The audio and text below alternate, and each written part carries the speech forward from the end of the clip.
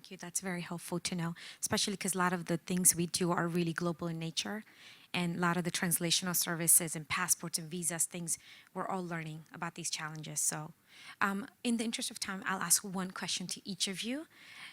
You have an audience member of about 50, 60 people, right? Here. What's the one thing you want them to take away from today? If there's one thing you want them to remember by attending this event, what would that be?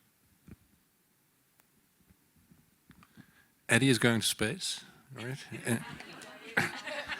That's probably enough, you know. But on a rocket. But Yeah, on a rocket. Well, you know, talking about what was the worst day, it was probably the day of the diagnosis. And initially, there's so much uncertainty and fight mode. And now we have one. Our oldest son went through transplant, heart transplant, but he's thriving now. Our daughter is pre-transplant, and thanks to people like you. What's the one thing you want to give away?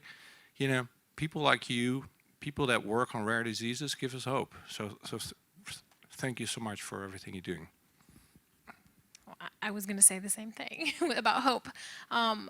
You do. You give us hope, and that hope is what keeps us going. And just always know that even if you don't find what you're looking for that one day, it may come the next day. So just remember, you know, we're here and we're fighting right alongside of you. So thank you. I'll give a similar answer, and I'll restate, you know, how I closed the earlier remarks, which is you, by being here, by choosing your professions, and by being here today, you've already taken the first step, and you've shown that you are someone who's going to think across boundaries, and that you're not going to try to work alone, because we can't.